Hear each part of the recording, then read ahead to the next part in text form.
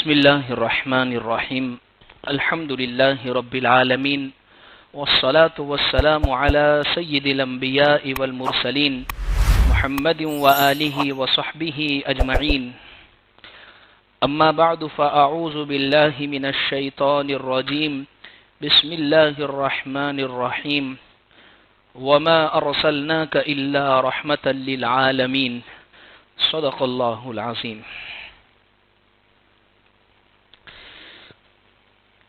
قلم میرا قاصر زباں میری عاجز محمد کی عظمت بتاؤں میں کیسے. قلم میرا قاصر زباں میری عاجز محمد کی عظمت بتاؤں میں کیسے. ہے محبوب رب وہ امام الرسل وہ فضائل مکمل سناؤں میں کیسے. عزیز بزرگوں،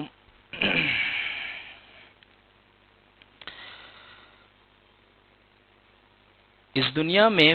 ہمیں کسی انسان سے محبت ہوتی ہے، اس کی وجہ کیا ہے؟ آپ ذرا غور کریں. بھئی ایک بندہ آپ کو اچھا لگتا ہے، ایک بندے سے آپ کو بڑی محبت ہے، ایک شخص سے آپ کو بڑی محبت کا رشتہ ہے. ذرا غور کریں کیوں ہے یہ؟ اس کی محبت آپ کے دل میں بیٹھی کیوں؟ اگر وجہ غور کریں گے تو ایک وجہ نکلے گی، اس کا کوئی احسان آپ کے ساتھ ہوگا. اس نے آپ کے ساتھ کوئی احسان کا معاملہ کیا ہوگا جس کی وجہ سے اس کی محبت آپ کے دل میں ہوگی. جیسے مثال کے طور پر آپ کو پیسوں کی ضرورت پڑی، ایسے موقع پر اس نے آپ کی مدد کر دی، تو ہم پھولے نہیں سماتے اس کا نام عظمت سے لینے میں. آپ کسی مقدمے میں پھنس گئے ہیں، اب ضرورت پڑی ہے کوئی تعلقات لاگ واگ لگانے کی، وہ شخص آپ کے ساتھ کھڑا ہو گیا، اس کی محبت ہمارے دل میں بیٹھ جاتی ہے. کسی جگہ پر ہماری عزت، ہمارا مقام گھٹایا جا رہا ہے، ظلم کیا جا رہا ہے، ایک شخص آپ کا ساتھ دینے کے لیے کھڑا ہو گیا، اس کی محبت آپ کے دل میں بیٹھ جاتی ہے. الغرض کل ملا کر بات دراصل یہ ہے، انسان کے دل میں ایک دوسرے شخص کی محبت بیٹھنے کی وجہ جو ہے دراصل وہ اس کا احسان کا معاملہ کرنا ہے. اب ہم ذرا غور کریں، ہماری اس ذات پر، ہم پر صحیح معنی میں اس پوری کائنات کے اندر، اس پوری دنیا کے اندر سب سے زیادہ احسان ہمارے اوپر کس نے فرمائے؟ اللہ تبارک و تعالی کی ذات کے بعد سب سے زیادہ احسان ہم پر کس شخصیت کے ہیں؟ ظاہر سی بات ہے، بے ساختہ، بغیر سوچے سمجھے اور بغیر کسی تردد کے فوراً ہماری زبان سے یہ جملہ نکلے گا کہ محمد الرسول اللہ صلی اللہ علیہ وسلم کے ہم پر بڑے احسانات ہیں. دیکھیے، میں ذاتی طور پر احسان کی بھی بات کر رہا ہوں، اور اس دنیا کے اندر ہر فیلڈ، ہر طبقے کا جو شخص ہے یا ہر جماعت سے جو تعلق رکھتا ہے، ہر ایک کے ساتھ پیارے آقا صلی اللہ علیہ وسلم کے بے حد احسانات ہیں. جس وقت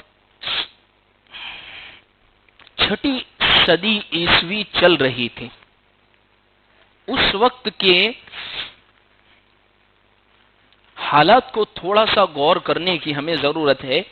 کہ وہ 6 صدی عیسوی میں اس دنیا کے اندر ہو کیا رہا تھا؟ ہو یہ رہا تھا، ظلم انتہا کو پہنچا ہوا تھا، ہر طاقتور کمزور کو دبا رہا تھا. جب جس کی عزت پر بن آتی تھی تو وہ اپنے آپ کو ذلت سے بچانے کے لیے ہر گناہ کر بیٹھتا تھا. میں قربان جاؤں پیارے آقا صلی اللہ علیہ وسلم پر، اسی لیے تو ہمیں اپنی اولاد، اپنے ماں باپ، اپنے رشتہ دار، سب سے زیادہ اگر حضور سے محبت ہمیں نہیں ہے تو یاد رکھیے ہمارا ایمان مکمل نہیں ہے.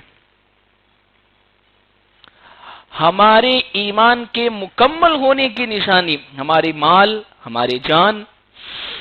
ہماری اولاد، ہماری عزت، شان و شوکت، سب سے زیادہ محبت اگر ہمارے دل میں کسی ہستی کی ہونی چاہیے تو وہ محمد الرسول اللہ صلی اللہ علیہ وسلم کی ہونی چاہیے. دیکھیے کچھ باتیں وہ ہیں وہ میں عقیدت اور کتابوں کی بنیاد پر کروں گا، اور کچھ باتیں وہ ہیں جو بصیرت کی بنیاد پر، جس کو دنیا نے دیکھا، جس کو دنیا نے دیکھا ہے. بعض مرتبہ وہ لوگ جنہیں اسلام سے نفرت ہے یا جنہوں نے اسلام کو سمجھا نہیں ہے، حضور کو پڑھا نہیں ہے، ورنہ جو شخص حضور کی سیرت پڑھ لیتا ہے، حضور کی پوری تاریخ پڑھ لیتا ہے، پوری زندگی کو آپ کی پڑھ لیتا ہے، وہ آپ سے محبت کیے بغیر نہیں رہ سکتا ہے. جس دور کے اندر پیارے آقا صلی اللہ علیہ وسلم تشریف لاتے ہیں، اللہ کے نبی صلی اللہ علیہ وسلم کو اللہ نے کیا فرمایا؟ وما ارسلناک الا رحمتا للعالمین، کہ اے پیغمبر صلی اللہ علیہ وسلم ہم نے آپ کو دنیا جہاں والوں کے لیے رحمت بنا کر بھیجا. رحمت کس کو کہتے ہیں؟ رحمت کا مطلب ہوتا ہے جب وہ مل جاتی ہے، وہ انسان کو حاصل ہو جاتی ہے تو اس کے دکھ، درد، تکلیفیں کم ہو جایا کرتی ہیں. وہ رحمت اگر اس کو حاصل ہو گئی تو اس کو بہت ساری خیر اور بھلائیاں مل چکی ہوتی ہے. حضور دنیا میں تشریف لائے تو آپ دیکھیے کون سے طبقے کو کیا رحمت ملی ہے. میں چند مثالیں آپ کے سامنے ذکر کروں گا اور پوری دنیا کی آپ حالات کو اٹھا کر دیکھ لیجئے. سب سے پہلے جس دور میں پیارے آقا صلی اللہ علیہ وسلم تشریف لائے تو اس دور کے اندر ماں کی عظمت اور ماں کا جو مقام ہے، ماں کا جو مقام جو حضور نے بیان فرمایا شاید کسی اور نے بیان نہیں فرمایا. ہاں یہ سمجھا جاتا تھا یہ جنم دینے والی ہے، یہ گھر کی ایک بڑی عورت ہے، یہ بوڑھی والدہ ہے، لیکن اس کی ایسی عظمت بیان فرمانا کہ ایک باپ، ایک اولاد کو، بیٹوں کو یہ فرما دیا گیا الجنت تحت اقدام الامہات، تمہاری جنت بن نہیں سکتی ہے اس وقت تک جب تک تم ماں کی خدمت انجام نہ دے دو. تمہارے والدین کے چہرے پر بار بار نگاہ ڈال کر دیکھنا، تمہیں حج اور عمرہ کا ثواب مکمل طور پر ملے گا. یعنی ماں کی ایسی عظمت، ماں کا اتنا زبردست مقام لوگوں کے دلوں میں بٹھایا، انسانیت کے دلوں میں بٹھایا، تاکہ یہ جب یہ ماں کی عظمت، اسی لیے اسلام جو ہے ڈیز، جتنے بھی ڈیز آتے ہیں سال میں، وہ بنانے کا قائل نہیں ہے اسلام. کبھی مدرس ڈے آ گیا، کبھی فادرس ڈے آ گیا، کبھی یوم مزدور آ گیا، کبھی فلاں ڈے آ گیا.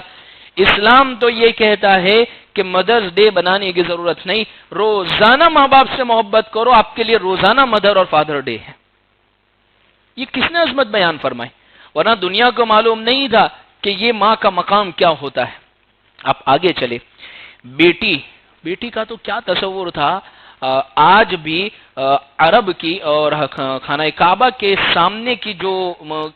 وادی ہے، اس کے سامنے کا جو میدان ایک خالی پڑا ہے، وہ آج بھی اس بات کی گواہی دے رہا ہے عربوں کے یہاں پر ان کے گھر میں بیٹی پیدا ہو جانا ان کے لیے بے شرمی اور ذلت کی بات سمجھی جاتی تھی. یعنی وہ یہ سمجھتے تھے کہ میرے گھر میں اب بیٹی پیدا ہوگی، اب مجھے نیچا دیکھنا پڑ جائے گا، اب مجھے نیچا دیکھنا پڑ جائے گا. یعنی میرے گھر پر کوئی داماد آئے گا، وہ گھوڑی چڑھ کر آئے گا، سینہ تان کر آئے گا، اور مجھے اس کے سامنے بیٹی کی وجہ سے جھکنا پڑے گا. یہی تو وجہ تھی. یہ سب جملوں کی وجہ سے، ان سب چیزوں کی وجہ سے، ان عزتوں کی وجہ سے کیا کرتا تھا؟ قرآن مجید میں اللہ رب العزت نے 14 پارے میں فرمایا کہ وَإِذَا بُشِّرَ أَحَدُهُمْ بِالْأُنْثَىٰ ظَلَّ وَجْهُهُ مُسْوَدًّا وَهُوَ كَظِيمٌ. جب کسی کے یہاں بیٹی پیدا ہوتی تھی، اس کو خوشخبری سنائی جاتی تھی کہ تیرے یہاں بیٹی پیدا ہوئی، تو اللہ بیان فرما رہے ہیں احدهم ظل وجهه مسودہ، اس کا چہرہ کالا پڑ جاتا تھا، سیاہ پڑ جاتا تھا، اس کا چہرہ اتر جاتا تھا. یتوارا من القوم من سوء ما بشر بہ، وہ پورے دن لوگوں سے چھپتا پھرتا تھا کہ کوئی سامنے آ گیا تو وہ میری مذاق اڑائے گا، ہاں اب تو تیرے یہاں بیٹی پیدا ہوئی ہے۔ یہ وہ دور تھا کہ بیٹی پیدا ہو کر لوگوں کے سامنے جانا عار اور ذلت سمجھا جاتا تھا۔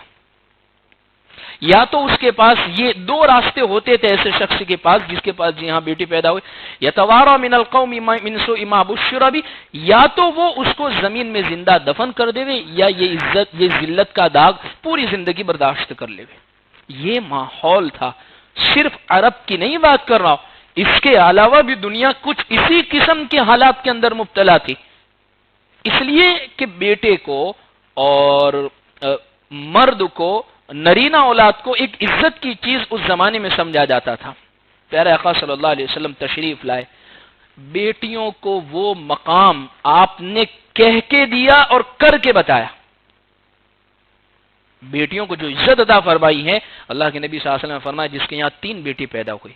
2 بیٹی پیدا ہوئی یا 1 بیٹی پیدا ہوئی، اس کی اچھی تربیت کری، اس کو اچھے اخلاق سکھائے اور اس کو رخصت کر دیا، وہ میرے ساتھ جنت میں اس طریقے پر ہوگا۔ جب حضرت رقیہ رضی اللہ عنہ ہجرت فرما رہی تھی اپنے خاوند حضرت عثمان غنی رضی اللہ عنہ کے ساتھ، تو اللہ کے نبی صلی اللہ علیہ وسلم باقاعدہ آپ کا سامان اٹھا کر جا رہے ہیں چھوڑنے کے لیے شہر سے باہر۔ پھر ایک جگہ آئی کہ اب یہاں سے جدا ہونا ہے، تو وہ سامان ان کے حوالے کیا، اور جب تک حضرت رقیہ بیٹی نظر آ رہی تھی وہاں تک آپ کھڑے رہے اور ان کو دیکھتے رہے۔ آج جتنی بھی بیٹیاں ہیں دنیا کے اندر، میں مسلمانوں کی بات نہیں کر رہا ہوں، تمام کے تمام بیٹیوں کو دنیا کا یہ پیغام پہنچانے کی ضرورت ہے کہ آپ کو یہ عزت کا جو مقام ملا ہے وہ صدقہ کائنات پیارے آقا صلی اللہ علیہ وسلم کی وجہ سے ملا ہے، کہ جب مکہ المکرمہ، خانہ کعبہ اور وہ حجاز کی یہ حالت تھی کہ بیٹیوں کو ذلت سمجھا، اس زمانے کے اندر یہ بات بیان کرنا۔ آگے چلے مزید، بیوی کا کیا مقام تھا سماج کے اندر، معاشرے کے اندر اور بھی بہت ساری جگہوں پر دنیا کے اندر، یعنی بیوی کو صرف ایک گھر کے کام کرنے کی مشین سمجھا جاتا تھا۔ یہ تو سیکنڈ ورلڈ وار کے بعد ایک یہ تھیوری دھوکے سے پیش کی گئی ہے، یہ بھی کوئی حقیقت نہیں ہے، ایک دھوکے سے پیش کی گئی ہے۔ اصل میں سیکنڈ ورلڈ وار جب ہوا تو اس موقع پر بہت ساری انسانیت کا قتل عام ہوا، بہت سارے لوگ مارے گئے، تو اب ضرورت یہ تھی کہ دنیا اور انسانوں کو کام کرنے والے لوگوں کو پیش کرنے کی ضرورت تھی تاکہ دنیا کا نظام آگے بڑھے۔ تو کچھ چالاک قسم کے لوگوں نے یہ نعرہ اس زمانے میں دینا شروع کر دیا کہ مرد ہی اکیلے کام کیوں کریں گے، عورت بھی برابر کی حصے دار اور حقدار ہے، اور عورت بھی برابر کی شانہ بشانہ کندھے سے کندھا ملا کر مردوں کے ساتھ چل سکتی ہے۔ اصل میں ان کو باہر لانا تھا، عورتوں کو کام کروانے کے لیے، ورنہ اگر حقیقت میں برابری کی بات ہوتی تو آج بھی آپ فورن کنٹریز میں اپنے ہی دوستوں سے آپ پوچھ لیجئے، آج بھی تنخواہ کا، سیلری کا معیار مردوں کا اونچا ہے اور عورتوں کا ان کے مقابلے میں بہت نیچا ہے۔ یہ صرف ایک دھوکہ دیا، لیکن حقیقت میں ان بیویوں کو، ان عورتوں کو دنیا کے اندر اگر عزت کا مقام دیا ہے تو وہ پیارے آقا صلی اللہ علیہ وسلم نے، ورنہ تو آپ دیکھیں نا دنیا کی کیا حالت تھی۔ دنیا کی 200-300 سال پہلے تک کی میں بات کر رہا ہوں کہ بعض ایسی برادریاں اور بعض ایسی کمیونٹیز تھی کہ جس کے اندر جب کسی شوہر کا انتقال ہو جاتا تھا تو اس کی بیوی کے لیے زندہ رہنا ایک عار سمجھا جاتا تھا، اس کے یہاں پر اپنے شوہر کے ساتھ جل جانے کو عزت کی اور فخر کی چیز سمجھا جاتا تھا۔ اس کا کیا قصور ہے؟ ستی ہونے کا رواج۔ پیارے آقا صلی اللہ علیہ وسلم نے بیوی کو اور عورت کو اتنا زبردست اور اتنا اونچا مقام دیا ہے کہ اگر تو صرف نمازیں پڑھ لے، عبادت کر لے، اپنے گھر کی، اپنے عزت کی حفاظت کر لے تو جنت میں داخل ہو جائے گی۔ بیوہ ہو جانے کے بعد بھی، یعنی اس کا شوہر اگر دنیا میں نہیں رہا، اس کے مقام کو بہت اونچا کر دیا کہ تو اپنے بچے کو پال پوس کر عزت کی زندگی بسر کر رہی ہے کہ اللہ کے یہاں پر تیرا بہت اونچا مقام ہے۔ بیویوں کو اونچا مقام دیا، بچوں کو اونچا مقام دیا، شوہروں کو اونچا مقام دیا۔ تاجر، ہم یہ سمجھتے ہیں کہ جو کاروبار ہم کرتے ہیں تو کاروبار کا مقصد صرف کمانا ہے، لیکن اللہ کے نبی صلی اللہ علیہ وسلم نے یہ بات پیش کی دنیا کے سامنے کہ یہ جو تجارت ہے یہی بزنس کرتے کرتے بھی تم اپنے رب کو راضی کر سکتے ہو، سچائی اور امانتداری کے ساتھ اگر تم نے تجارت کر لی۔ ورنہ آپ دیکھیے ایک قوم گزری ہے، غالباً حضرت شعیب علیہ السلام کی قوم گزری ہے، کہ ان کے یہاں پر جو تجارت کا جو معاملہ تھا وہ بہت زیادہ تجارت کے اندر کمی بیشی کیا کرتے تھے، کبھی سکے چپکا دیتے تھے نیچے، کمی کر دیتے تھے ناپ تول کے اندر، اور الگ الگ قسم کے وہ ہیلے کیا کرتے تھے۔ حضور نے فرمایا سچائی کے ساتھ امانتداری کے ساتھ اگر تجارت کر لوں گے تو کل قیامت کے دن نبیوں، صدیقوں اور شہیدوں کے ساتھ اللہ تبارک و تعالیٰ تمہیں کھڑا کریں گے۔ یعنی آپ جو رحمت للعالمین ہے، محمد الرسول اللہ صلی اللہ علیہ وسلم جو رحمت للعالمین ہے، تو آپ کی رحمت کا حصہ جہاں عورتوں کو ملا ہے، جہاں بچوں کو ملا ہے، جہاں بیویوں کو ملا ہے، جہاں ماؤں کو ملا ہے، وہیں پر تاجر کو بھی ملا ہے کہ اگر یہ سچائی اور امانتداری کے ساتھ تجارت کر لے تو اللہ کے نزدیک اتنا پسندیدہ ہے۔ حتیٰ کہ آج بھی یہی ہو رہا ہے، پہلے بھی یہی ہوتا تھا کہ جو شخص مزدور قسم کا جو شخص ہے، یعنی کسی کے یہاں جو کام کرنے والا ورکرز طبقہ جو ہے، ان کو بہت ذلت اور حقارت کی نگاہ سے دیکھا جاتا تھا، ان کی کوئی حیثیت سماج میں نہیں تھی، وہ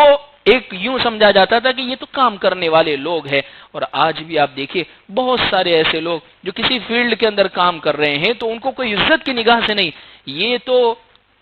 آج سے 100-150 سال پہلے 1854 یا 57 کے اندر ایک طبقہ کھڑا ہوا جنہوں نے 1 مئی کے دن مزدور دن کا نام ظاہر کیا کہ اس میں مزدوروں کے حقوق کی آواز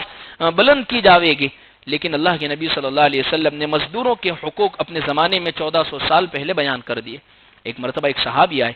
اور اللہ کے نبی صلی اللہ علیہ وسلم نے ان کے سامنے مسافے کے لیے ہاتھ بڑھایا تو انہوں نے اپنا ہاتھ پیچھے کھینچ لیا،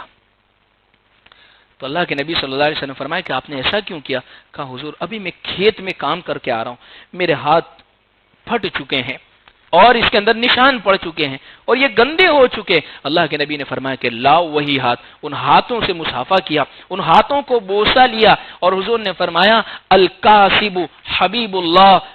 یہ مزدوری کرنے والا، اپنے ہاتھ سے جو کمانے والا ہے وہ اللہ کے نزدیک بہت زیادہ پیارا بندہ ہے۔ عزیز بزرگوں، تاجروں کو یہ حقوق دیے،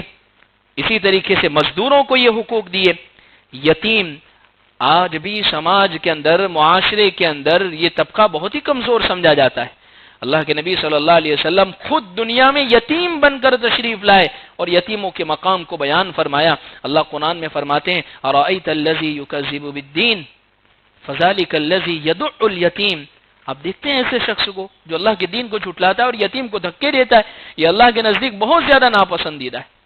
یتیم جس کا کوئی پرسان حال نہیں تھا، ہوتا یہ تھا اس زمانے کے اندر جس کا باپ مر جاتا تھا، چاچا اور اس کے بڑے ابو وہ ساری کی ساری اس کی جائیداد پر قبضہ کر لیتے تھے اور اس کو کوئی حقوق کی حفاظت نہیں، کوئی اس کا خیال کرنے والا، کوئی اس سے سوال کرتا تھا تو کہتا تھا یہ تو کمزور ہے، یہ کیسے حفاظت، ہم ہیں اس کو کھلانے والے، اور کچھ تھوڑا بہت دے کر اس کو رخصت کر دیتے تھے۔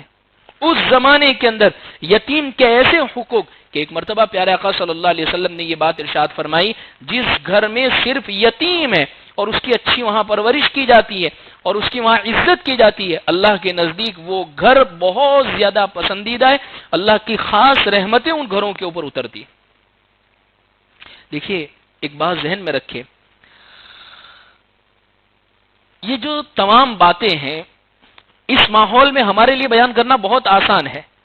لیکن جب ماحول ایسا ہو جو پورا مخالف چل رہی ہو، فضا پوری مخالف چل رہی ہو، ایک کلچر یہ بنا ہوا ہو کہ کمزور کو دبانا ہے، اسی طریقے سے طاقتور کا قبضہ کر لینا ہے، یتیموں کو کوئی پوچھنے والا نہ ہو، بیواؤں کے ساتھ بدسلوکی، اور ایسے موقع پر آواز اٹھانا بہت بڑا کام رکھتا ہے۔ اتنا ہی نہیں، آپ نے اپنے صحابہ کو، آپ نے اپنے جانشین کو یہ حکم دیا کہ اگر وہ بادشاہ بن کر بیٹھے ہیں تو ان کو انصاف سے کام لینا چاہیے، یعنی آپ کی رحمت سے بادشاہوں نے بھی فائدہ اٹھایا۔ اور حدیث میں اللہ کے نبی صلی اللہ علیہ وسلم نے فرمایا 3 لوگوں پر اللہ کو بہت زیادہ غصہ آتا ہے، اور اس میں ایک وہ شخص بھی ہے جو بادشاہ ہو کے بھی ظلم کرتا ہے۔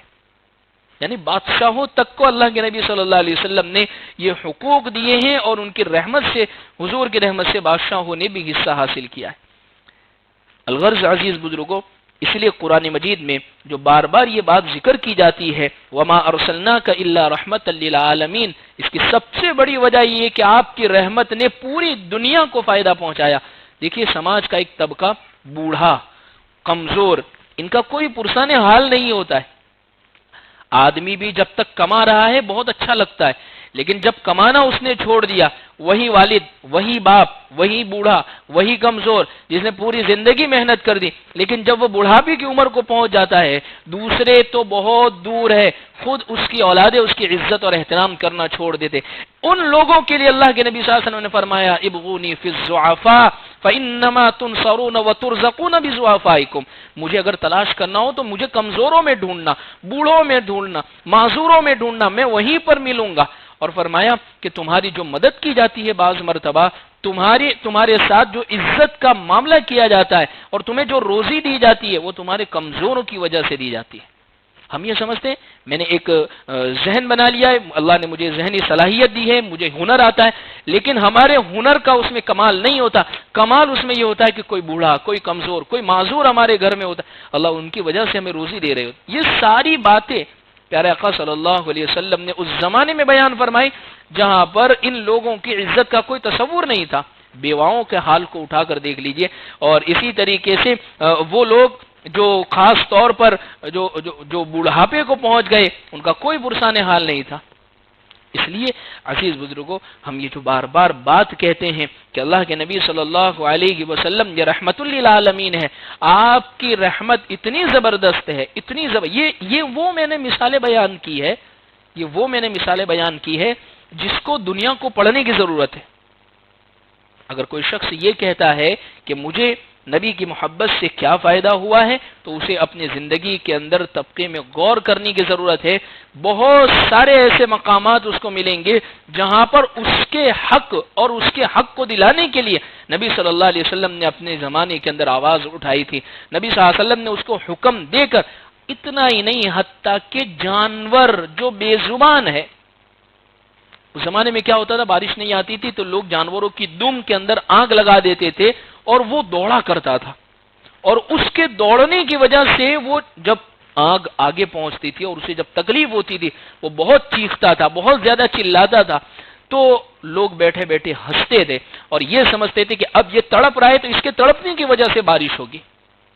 اللہ کے نبی صلی اللہ علیہ وسلم نے فرمایا اپنے جانوروں کو مشقت کا نشانہ مت بناؤ، اپنے جانوروں کو تکلیف مت پہنچاؤ۔ جس بندے نے کوئی درخت لگایا صرف اس نیت سے کہ اس سے جانور کھائیں گے، اللہ تبارک و تعالیٰ اس پر رحمت نازل فرمائیں گے۔ ایک اونٹ آ رہا ہے اللہ کے نبی صلی اللہ علیہ وسلم کی خدمت میں اور شکایت کر رہا ہے، اے حضور میرا مالک، میرا آقا جو ہے وہ مجھ سے کام تو پورا لیتا ہے لیکن کھانا مجھے مکمل نہیں دیتا۔ اللہ کے نبی صلی اللہ علیہ وسلم نے سخت ڈانٹ لگائی اس کے مالک کو کہ تم کیوں اس کے ساتھ ایسا معاملہ کرتے ہو۔ جس کی رحمت سے انسان تو انسان، جانور تک نے فائدہ اٹھایا ہے، جانوروں تک کے حقوق بیان فرمائے ہیں۔ عزیز بزرگوں، ضرورت اس چیز کی ہے کہ ہم اپنے نبی صلی اللہ علیہ وسلم کی سیرت کو پڑھیں۔ اس لیے کہتے ہیں اپنے ہی نہیں غیر بھی نبی صلی اللہ علیہ وسلم کی محبت کی باتیں کرتے ہیں۔ آپ دیکھیے کئی ایسے غیر جن کا اسلام سے کوئی واسطہ نہیں ہے، تاریخ کی ہسٹری کے اندر ایسے بہت سارے لوگ ہیں جو اپنے زمانے میں یہ کہہ کر گئے ہیں کہ اگر میں، حالانکہ غیر مسلم ہے، یہودیت سے تعلق، عیسائیت سے تعلق رکھتا ہے، دوسرے اور مذہب سے تعلق رکھتا ہے، اور وہ یوں کہتا ہے حضور کے بارے میں کہ اگر میں محمد صلی اللہ علیہ وسلم کے زمانے میں اگر ہوتا تو آپ کے پیر کے پاس بیٹھتا اور آپ کے پیر دھو کر پانی پیتا اور آپ سے وہیں بیٹھ کر علم حاصل کرتا۔ ایک اور شخص کہتا ہے دنیا کے اندر اگر صحیح معنی میں انصاف اگر کسی نے قائم کیا ہے تو وہ محمد الرسول اللہ صلی اللہ علیہ وسلم نے۔ اپنے پرایوں کے حقوق کسی نے اگر بیان کیے ہیں تو وہ محمد الرسول اللہ صلی اللہ علیہ وسلم نے۔ سب کے ساتھ حسن اخلاق اور بہتری کا جو معاملہ سکھایا ہے تو وہ محمد الرسول اللہ صلی اللہ علیہ وسلم ہے۔ اسی لیے میں نے ابتدا کے اندر ایک شعر پڑھا تھا، قلم میرا قاصر، زباں میری عاجز، محمد کی عظمت بتاؤں میں کیسے۔